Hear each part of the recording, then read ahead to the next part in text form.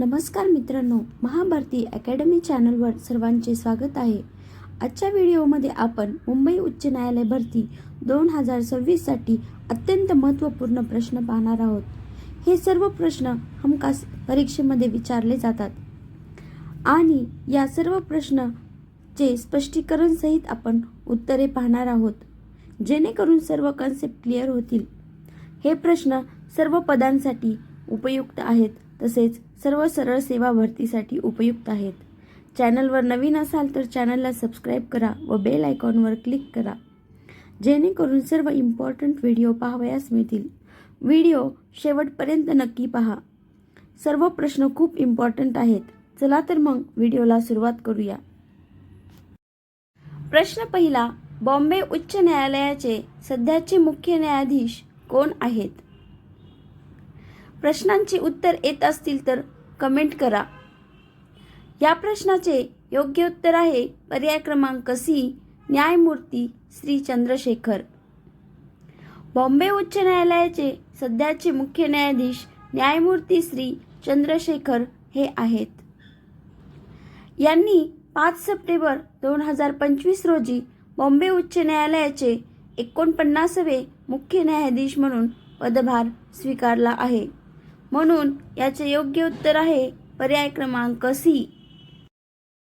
पुढचा प्रश्न, उच्च न्यायालयाच्या न्यायाधीशांचे निवृत्तीचे वय किती असते?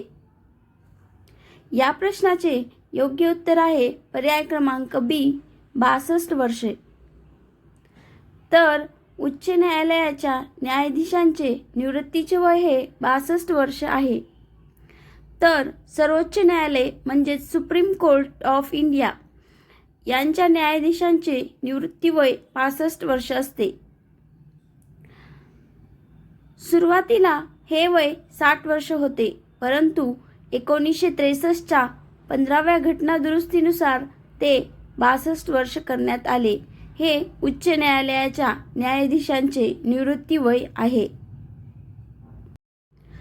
पुढचा प्रश्न, महाराष्ट्राचे क्षेत्रफळाच्या दृष्टीने सर्वात मोठे जिल्हा न्यायालय कोणते?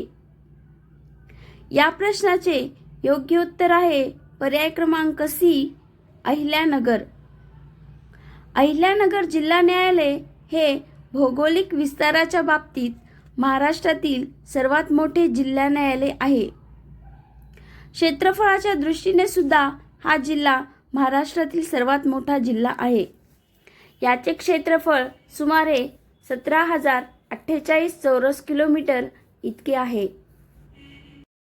पुढचा प्रश्न, खालीलपैकी कोणत्या केंद्रशासित प्रदेशाचे कामकाज बॉम्बे उच्च न्यायालयाच्या अंतर्गत येते? खूप महत्त्वाचा प्रश्न आहे.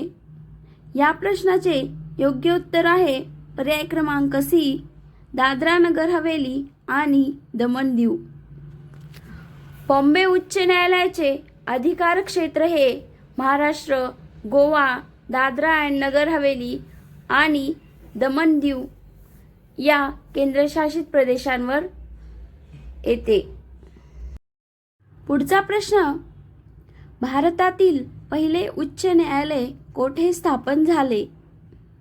या प्रश्नाचे योग्य उत्तर आहे पर्याय क्रमांक डी, कलकत्ता.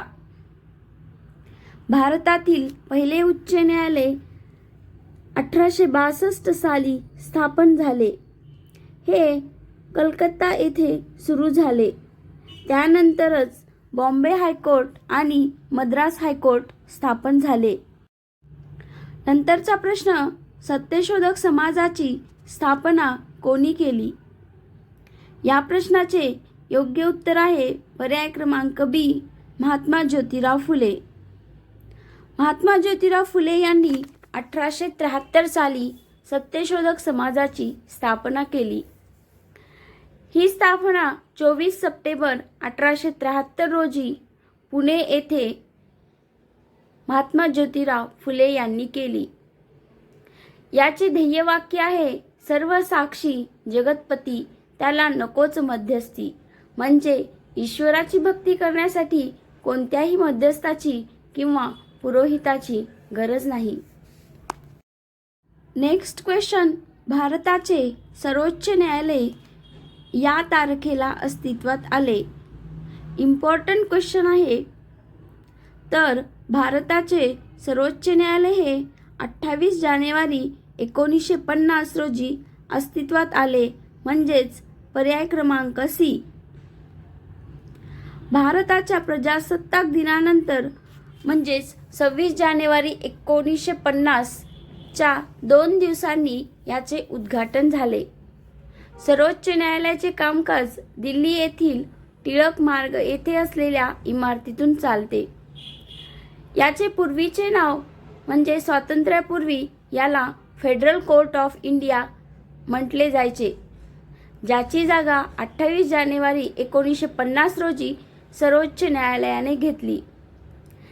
भारताच्या सर्वोच्च न्यायालयाचे पहिले सरन्यायाधीश न्यायमूर्ती हरिलाल जे कानिया होते.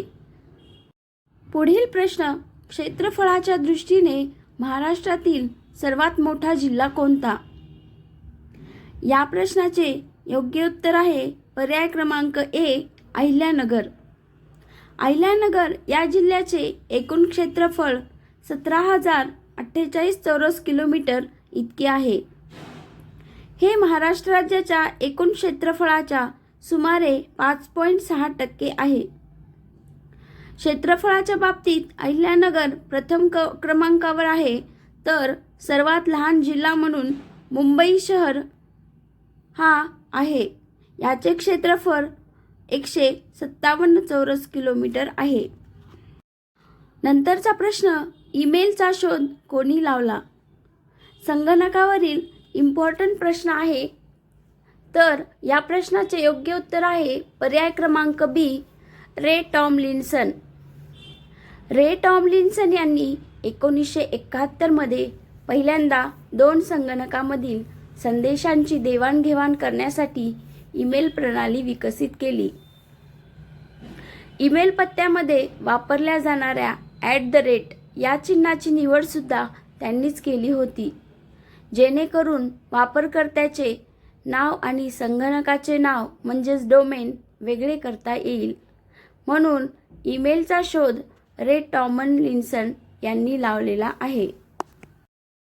पुढचा प्रश्न, MS एक्सेलमध्ये सेल्सच्या समूहाला काय म्हणतात? याचे योग्य उत्तर आहे पर्याय क्रमांक ए, वर्कशीट. अनेक सेल्स, रोज, कॉलम्स एकत्र येऊन एक वर्कशीट तयार होते. ज्या जागी आपण प्रत्यक्ष माहिती भरतो त्या ग्रीडला वर्कशीट असे म्हणतात. पुढचा प्रश्न, खालीलपैकी कोणते आउटपुट डिव्हाइस नाही? या प्रश्नाचे योग्य उत्तर आहे पर्याय क्रमांक डी, माऊस. माऊस हे एक इनपुट डिव्हाइस आहे. याच्या मदतीने आपण संगणकाला सूचना देतो किंवा स्क्रीनवरील कर्सर नियंत्रित करतो.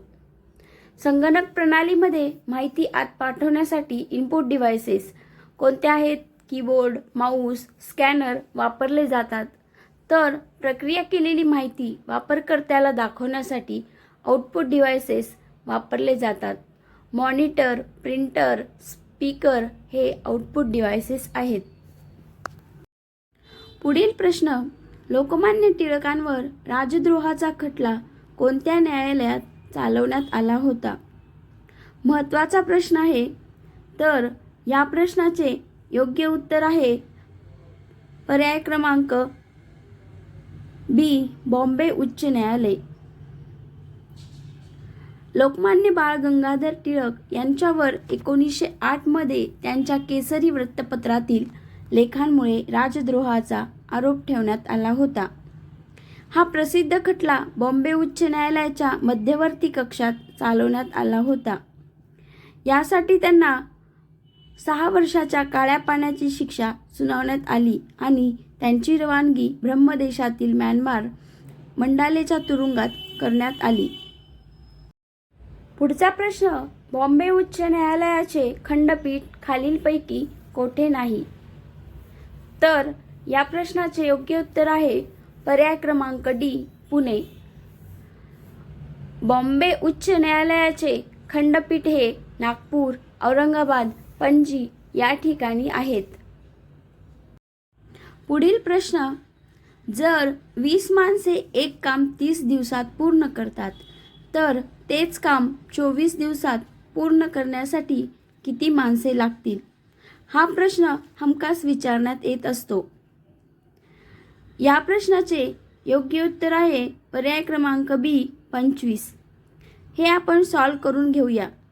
आपल्याला दिले आहे 20 माणसे, यांना काम करण्यासाठी लागणारे दिवस आहेत 30 दिवस आणि 24 दिवसात किती माणसे काम करतील असे विचारले आहे. यासाठी सूत्र आहे M1 गुणिले D1 बरोबर M2 गुणिले D2. M1 म्हणजे दिलेली माणसे आणि D1 म्हणजेच त्यांचे दिवस आणि M2 म्हणजे आपल्याला काढायला सांगितलेली माणसे आहेत आणि D2 म्हणजे दिलेले दिवस. M1 D1च्या किमती ठेवून घेऊ. 20 गुणिले 30 बरोबर M2 काढायचे आहे. M2 गुणिले D2 म्हणजेच दुसऱ्यांदा दिलेले दिवस आहेत 24. या ठिकाणी सॉल्व करून घेऊया.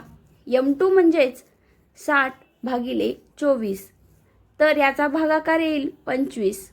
म्हणून M2 ची किंमत येईल 25.